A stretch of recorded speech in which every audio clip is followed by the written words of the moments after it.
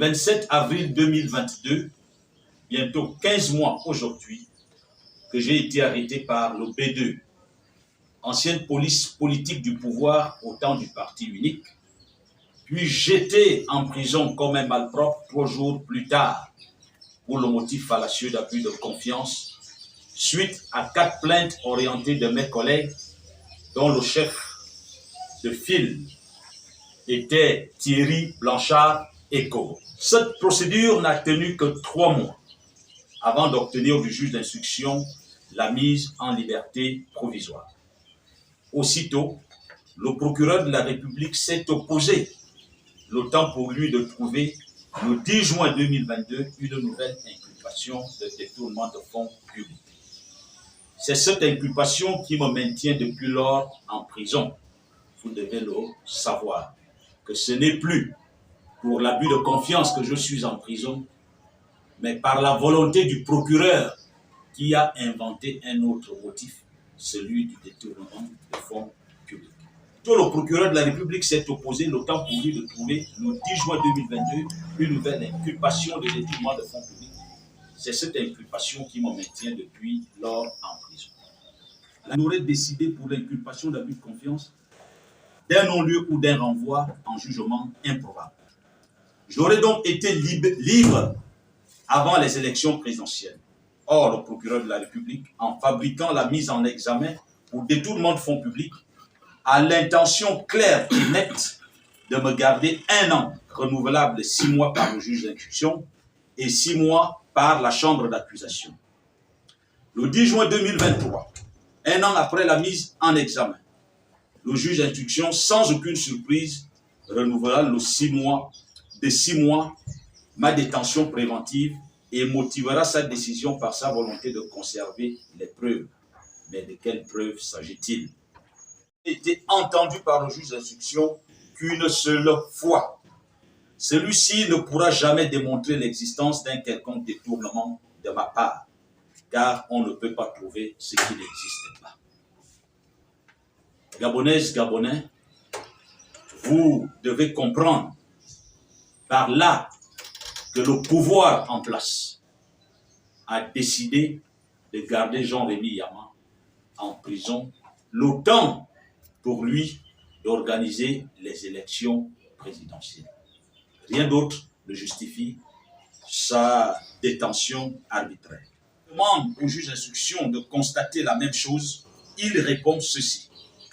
La loi me donne un temps pour mon instruction. Laissez-moi aller au terme de mon instruction pour constater la même chose que vous. Par conséquent, la loi m'autorise à garder en détention M. Jean-Rémy Yama pendant la durée de l'instruction, qui est de 24 mois. J'espère que vous comprenez très bien les motivations des uns et des autres. Il est donc clair que le juge d'instruction, que certains appellent faussement juge des instructions, veut me garder au-delà des élections présidentielles. Ce dont je suis presque certain, c'est que je n'irai jamais en jugement. Il n'y aura jamais de procès me concernant. Dès que les objectifs, c'est-à-dire leurs objectifs, auront été atteints, ils me mettront en liberté provisoire et éteindront l'affaire comme cela fut le cas en 2016. Prise de la respiration, il se crée de légères lésions cérébrales qui, au bout d'un temps indéfini, provoquent un AVC pendant le sommeil et même pendant les légères somnolences de la journée.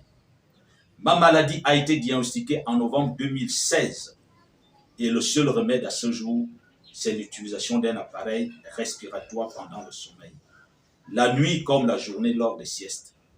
C'est cet appareil qui corrige mes apnées et me donne un sommeil sans aucune lésion au niveau du cerveau. Depuis avril 2022, nous avons produit des rapports de 2 pneumologues, l'un de l'hôpital américain de Neuilly-sur-Seine en France, spécialiste des maladies respiratoires, et l'autre du centre hospitalier universitaire de Libreville, qui ont clairement dit que mon appareil respiratoire doit se recalibrer chaque année. Or, son dernier recalibrage date de 2017. Au Gabon, aucune structure sanitaire n'a l'expertise pour procéder au recalibrage de ce type d'appareil respiratoire. En 2019, il ne m'a pas été possible d'aller le recalibrer à l'étranger à cause de la pandémie de Covid-19. Je suis arrêté à l'aéroport de Libreville le 27 février 2022 lorsque j'allais, entre autres, pour le recalibrage de cet appareil. Les rapports indiquent clairement qu'il s'agit d'une urgence vitale. Toutes nos demandes de liberté provisoire pour des raisons médicales ont été systématiquement rejetées par le juge d'instruction et la chambre d'accusation de juin à décembre 2022. La dernière demande de liberté provisoire introduite par mon conseil pour des raisons médicales, rejetée par le juge d'instruction et la chambre d'accusation, date du 3 février 2023 à la Cour de cassation. Les délais sont largement dépassés et je n'ai toujours pas de réponse. Il parle là des délais légaux.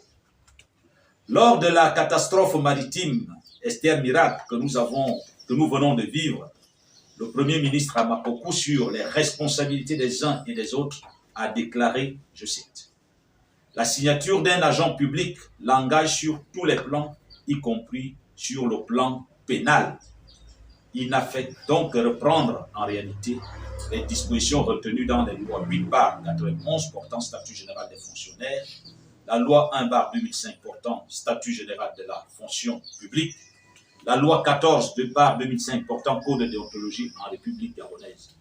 Et j'ose penser que les agents publics qui maintiennent Jean-Rémy Yama en prison perçoivent bien le sens de cette déclaration du Premier ministre. Pour les délais d'examen prescrits à l'alinéa 4 de l'article 139 du Code de procédure pénale susmentionné, une équipe du docteur Mungengi, pneumologue à l'hôpital militaire d'Akanda, que je reçois pour me placer un dispositif afin d'évaluer mon appareil respiratoire. Le technicien venu pour cette opération, par la vue de mon appareil, a reconnu d'entrée de jeu que ce type d'appareil n'était plus d'usage. Pour placer son mini-appareil sur moi, il avait besoin pour son calibrage de mon âge et de mon poids. J'ai donc passé la nuit du 4 au 5 mai 2023 avec cet appareillage de 22h à 6h. Et compte tenu de l'urgence, le rapport sur l'évaluation de cet appareillage devait parvenir au juge d'instruction le lundi 8 mai au plus tard, conformément au Code de procédure pénale. Tous les actes pris par le juge doivent être notifiés tant à l'accusateur, c'est-à-dire le procureur, qu'à la défense, donc moi. Cependant, depuis le 8 mai, mes avocats et moi, nous n'avons toujours pas ce rapport qui, scientifiquement et médicalement, ne peut pas aller à l'encontre des rapports de deux premiers pneumologues sur l'urgence du recalibrage de mon appareil respiratoire. Jean-Rémy Yama vous dit ceci, que une fois il a encore saisi le juge d'instruction pour des raisons médicales, à ce moment, le juge a commis une expertise. Là, c'est le juge